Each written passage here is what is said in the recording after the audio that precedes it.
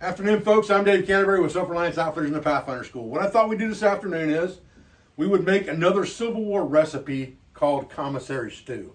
And it boils down to a beef stew, but I got this recipe from a Civil War cookbook, and it would have been made by the camp cook who was assigned to the unit, that it may have access to foodstuffs that the normal soldier may not have from things like the commissary.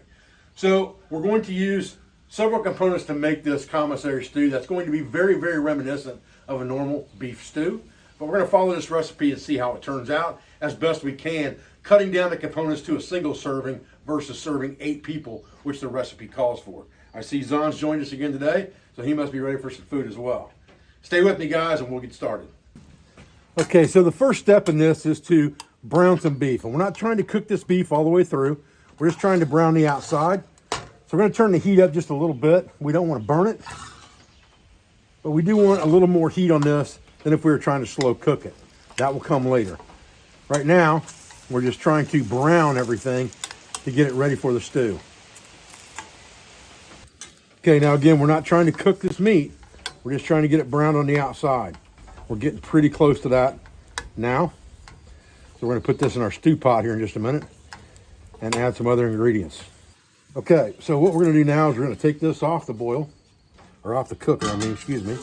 We're going to put our stew pot on there. And we're going to scrape all of that, including the grease and the drippings and all of that, into the pot. And then we're going to pour 1 bowl of water into that mixture. And we're going to turn the heat down just a little bit for a minute. We got some more to do yet. Now the recipe doesn't call for beef bouillon cubes, but I'm going to put 2 in there anyway, because I know it's going to make the stew taste better either way. And I'll just take 2 of those small cubes and smash them, throw them in that water, stir that in. Slow process, baby steps here. All right, the next thing we're going to do here, we're going to take another half a cup, or half a bowl, excuse me, of this water. I'm going to grab some all-purpose flour, and we're going to add a heaping tablespoon into that water, and then half again. And we're going to mix that in the water thoroughly.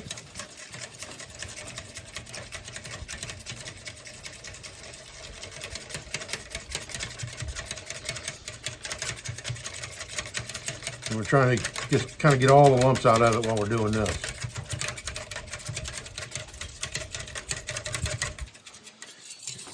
Okay, kind of look like milk when you're done. Now we're going to take that mixture of flour and water. We're going to pour it straight into the stew and mix it up. Zon, don't rub yourself on the camera tripod. And then just let her sit for a minute while we get some other components ready. All right, the next thing we need to do is some vegetable prep. So we'll get some, we're going to use 4 of these potatoes.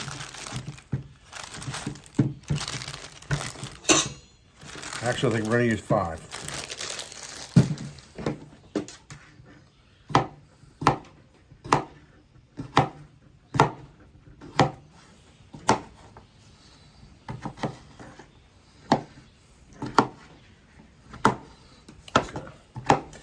All right, so we'll get these in the pot, and then we'll get some onions.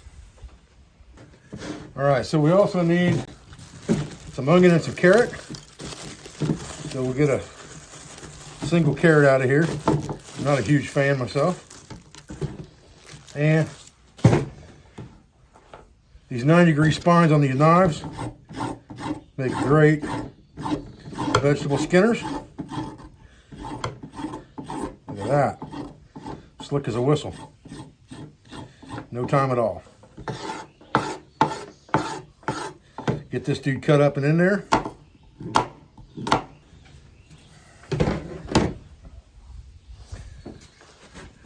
Last but not least, we're going to need some onion. We'll just cut a chunk off of this onion here.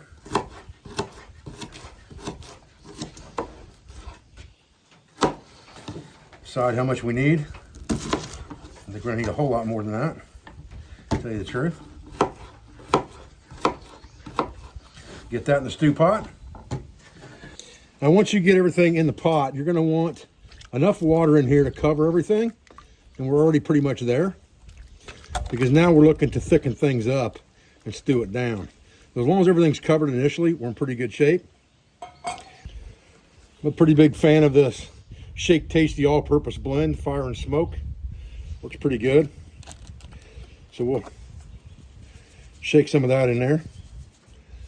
About like that.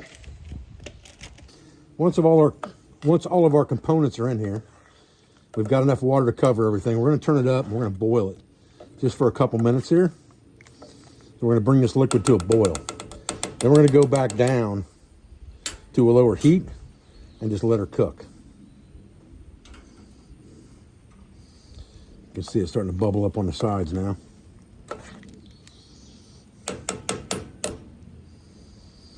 And the boiling is going to thicken everything up.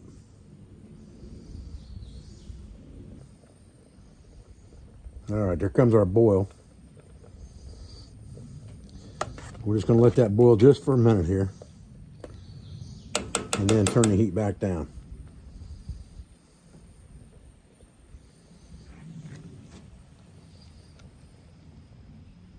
All right, so while our stew's cooking, we're going to make some biscuits. We're going to cheat on the biscuits. We made the stew from scratch. I'm always a fan of carrying just add water food on the trail. Just add water, Bisquick, buttermilk biscuit mix.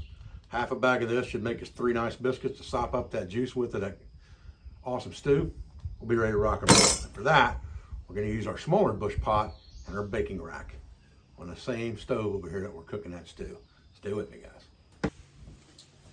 All right, so we only need a half a cup of water for this whole bag. So I got about that in this bowl. We're just going to kind of peel this back and open her up and start putting some ingredients in this bowl and mixing it until we get the consistency we want. And I'm only going to add a little at a time here, about half the bag at a time. So that was my original game plan, was half the bag. We'll stir that with our fork.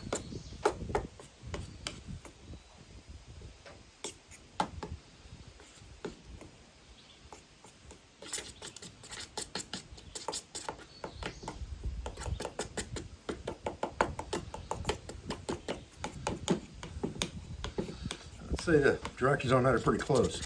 Try to get some of these lumps out of here, and then we'll add some more mix.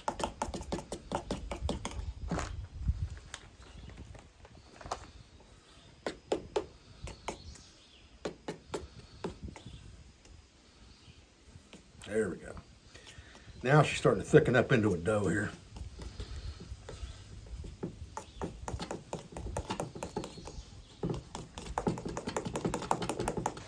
All right, so now we're just doing a little preheating here.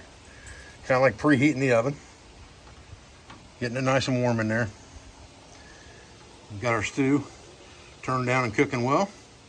Stirred it a couple times already. Now we'll get our biscuits on the rack.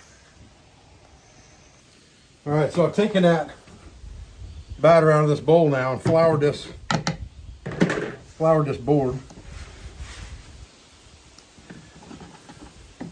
Just to kind of get this where I want it. Spread it out a few times and folded it over. Not too many times, 5, 6 times. I don't want to. Now, spread this out a little bit, see. Not too bad. Let's just take a empty can here from yesterday and we'll make a biscuit cutter out of that real quick.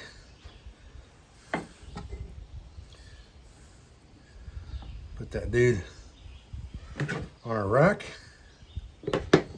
Cut one more out of that real fast. They say you're not supposed to twist that can. I don't know about that, but we're gonna get a couple more biscuits out of that. So we'll get these cooking, get them in our bush pot. All right, the oven's been heating up for a good 5-10 minutes now. I'll slide this rack right in there. We'll put the lid on the front. We'll let her rock and roll. Now, generally, I'll rotate these biscuits once while they're in here. We'll try to do that without burning ourselves here. There we go. Took a little doing to do it with one hand and hold the camera with the other, but we're getting really, really close. A couple more minutes and things will be done.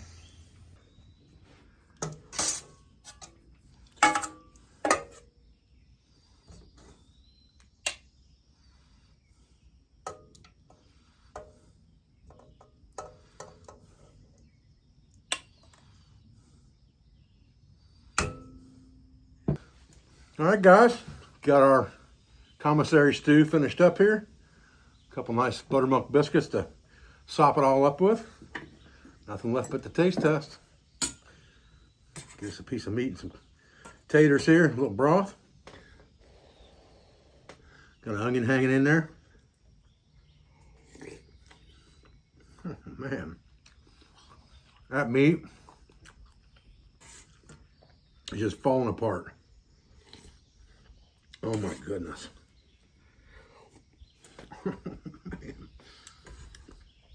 That is fantastic.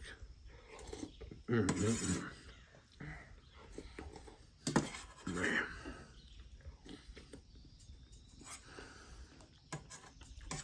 That meat almost melts in your mouth.